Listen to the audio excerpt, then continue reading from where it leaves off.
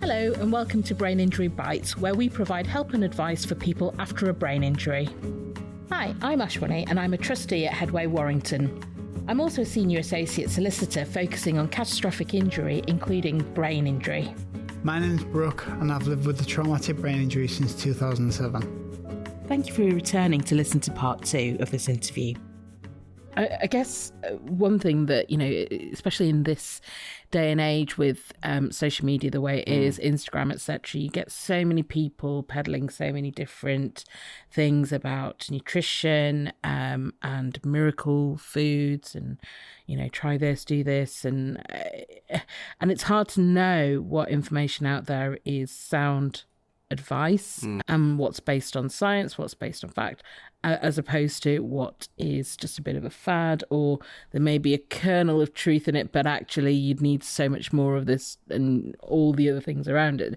I suppose the advice would be don't be taken in by what you read online, but it must be very difficult for people to differentiate what's good advice and what's not. So how would you advise people in terms of where to find good information? The British Dietetic Association, they do good food fact sheets, and actually it's the BDA, but if you put BDA in the thing, it'll come up with the British Dental Association. Oh yeah. But make sure you put British Dietetic Association. They have a food fact sheets, which is very good.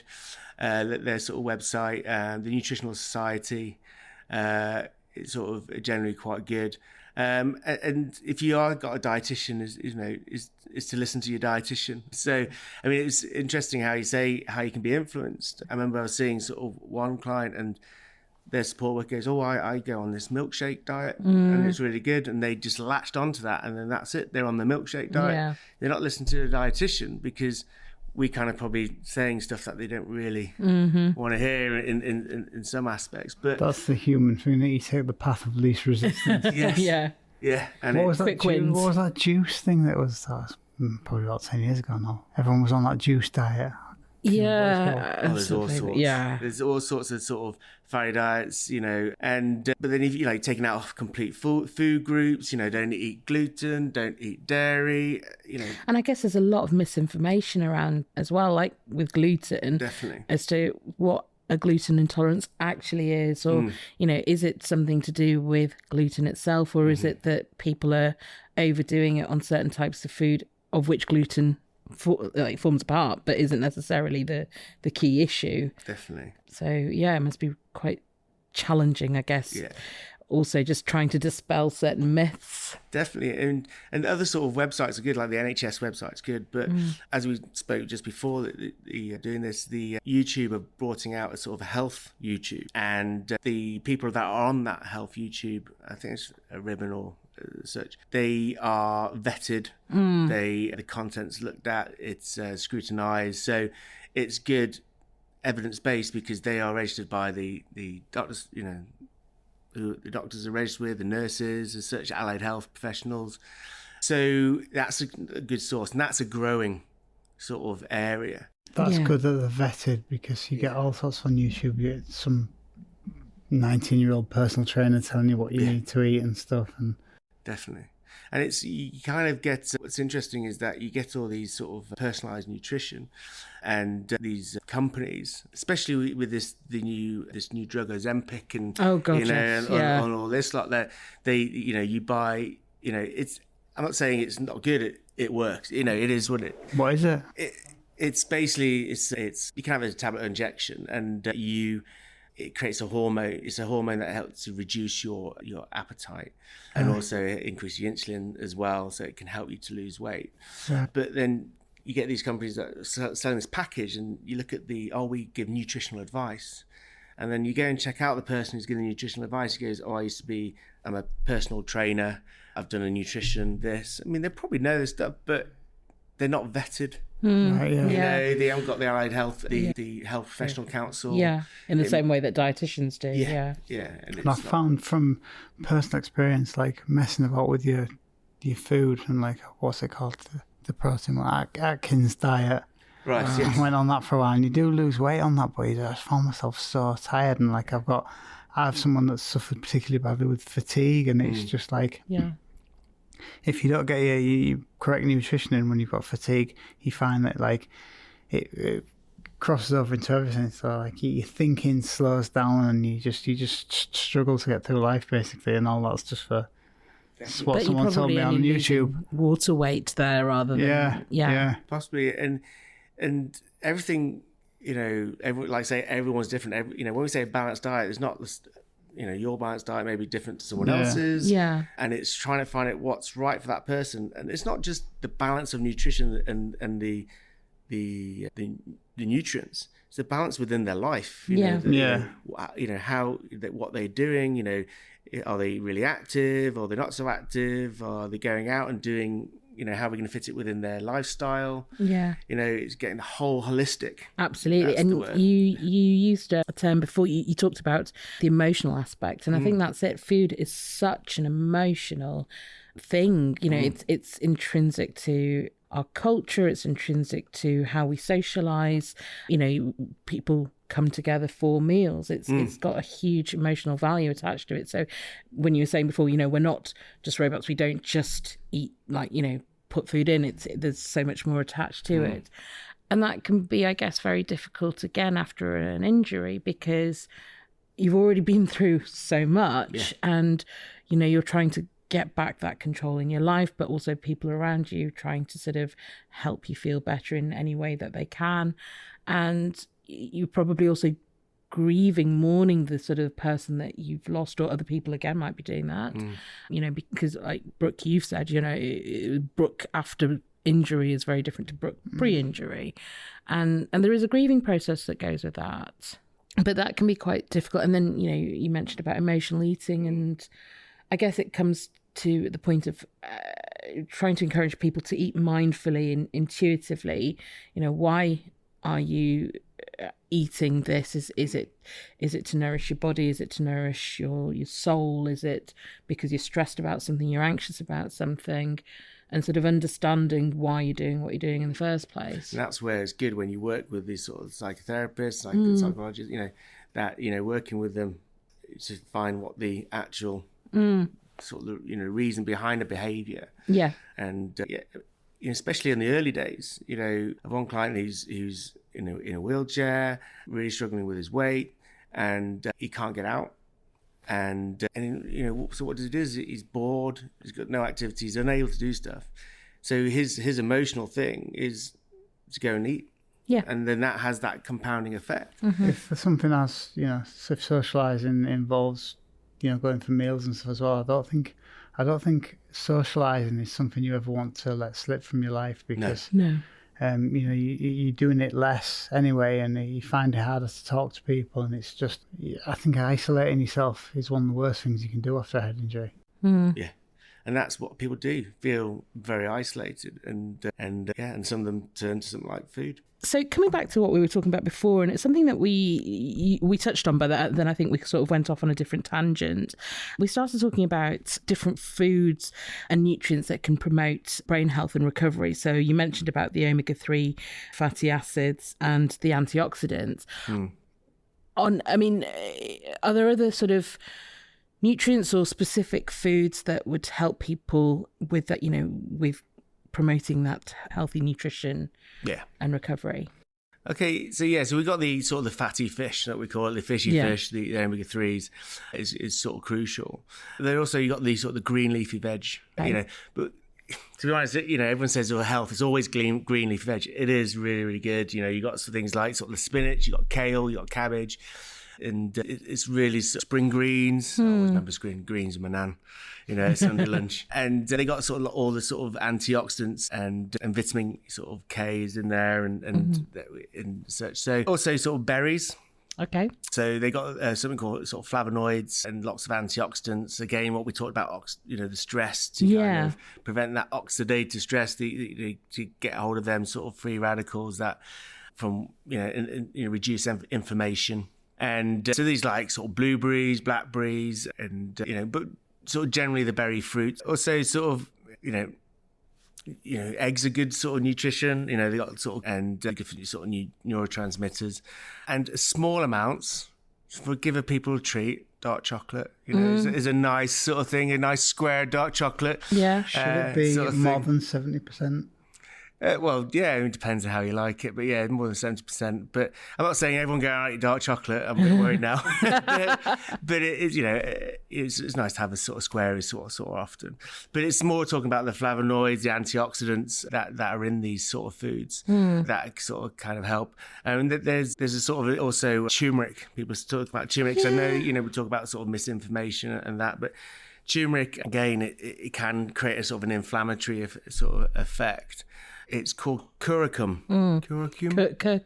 Curcumin. Oh, is it curcumin? It's one of these words. Yeah, I know what you... Yeah. All these words, okay, that's in sort of turmeric, but, you need to eat a lot of it, but so a nice healthy curry is not going to, do you any sort of any harm or sort of turmeric. So, yeah, you can get a lot of sort of different things, but if you have all them sort of foods in a sort of a balanced diet, so just go through a quick day, you've got your blueberries, your blackberries and the berries in your porridge or your yogurt in the morning. You've got your green leafy veg in the evening with your meal, or a salad in the lunch, and spinach with maybe some salmon or some sardines or a boiled egg, an egg sandwich. So you can fit these in to your diet quite easily. I guess as well that you probably want to try and eat seasonally as well, so that you're getting the right things at the right time when they're at their best. I mean, your blueberries, for example, if you're eating them in January, they're probably are they going to be as good for you as if you're eating locally produced blueberries in the summer? I can't give you a definitive answer on that. But all I say is that once something's been picked and it's sitting around, it can, within the environment, it can start losing certain nutrients.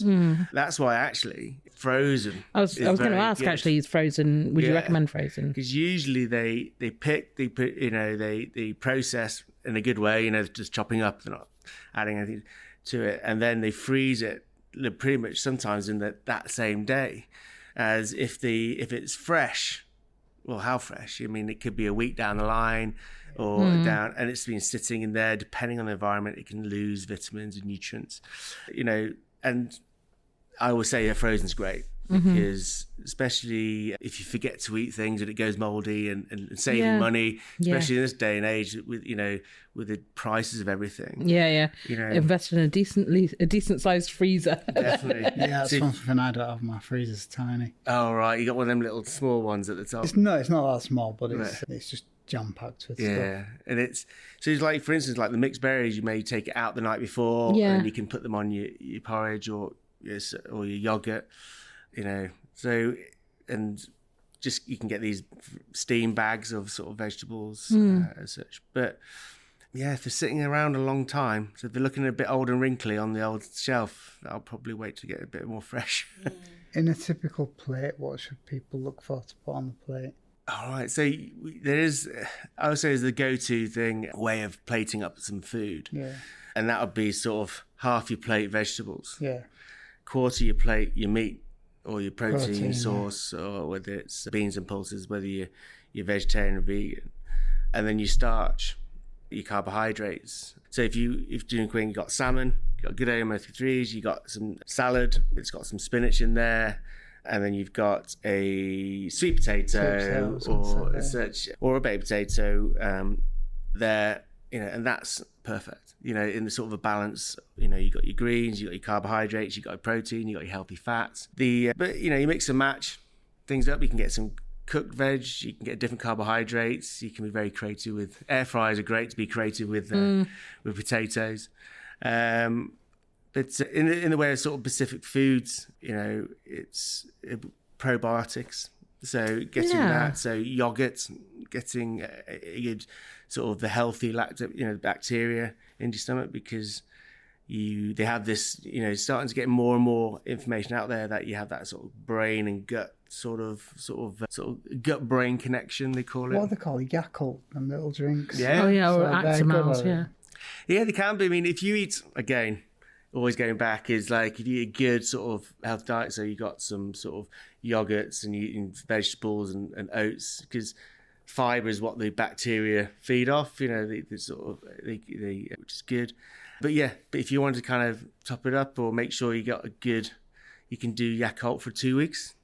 Not as a permanent thing then.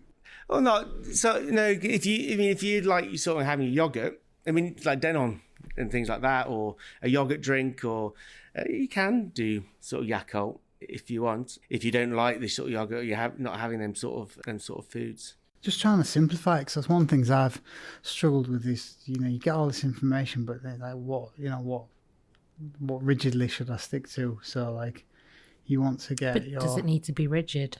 Well, I think it does for people with head injuries, because they're easily confused. Well, I've been easily confused anyway. So not necessarily rigid, just simplified. Yeah. What do you definitely need? Well, I'd say if you have like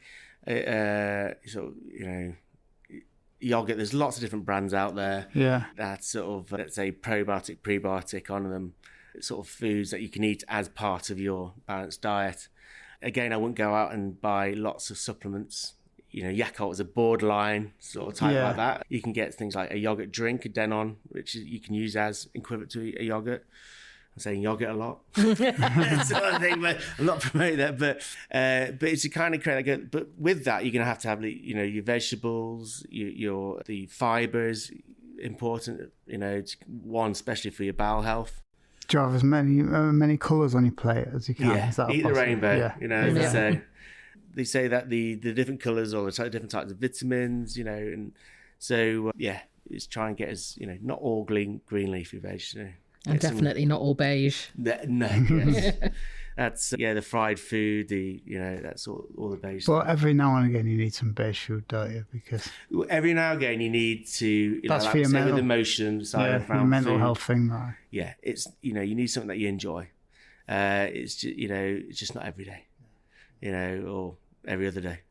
I guess it always comes back to that sort of the very non-sexy sort of everything in moderation, combination of a healthy, balanced diet and exercise.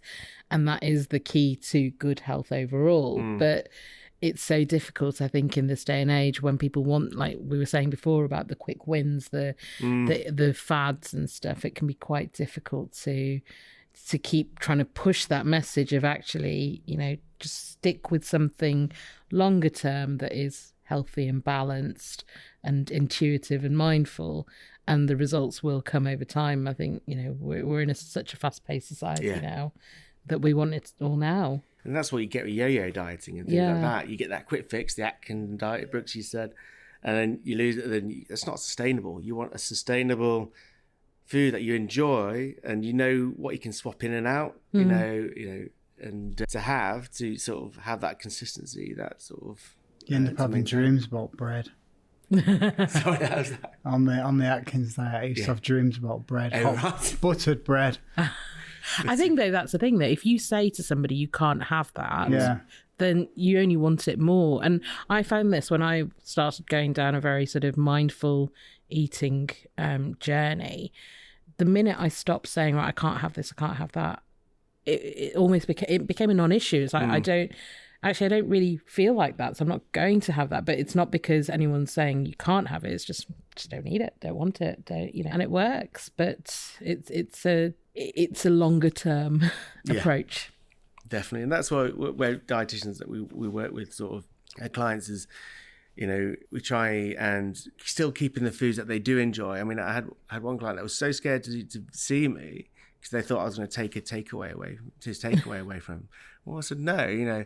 We just fitted it in the grand scheme of things that he still can enjoy them types of food. Okay, his portion sizes may be a bit different as such, but you can have the foods that you enjoy, but in a healthier way. Yeah, but it's really. Do you have any sort of success stories from your practice where you kind of feel like, yeah, you know what, I've really made a difference, or I've helped that person really kind of turn around their patterns? Definitely, yeah. I mean, I've had one sort of client that struggled for years to kind of get his blood sugars under control, his weight under control, and it took a while, as you say, to implement things. And but we got his blood sugars under control, his weight sort of stable, and he's enjoying it a very different. We have someone go in and cook with him regularly, so he's trying all these different meals and he's enjoying it.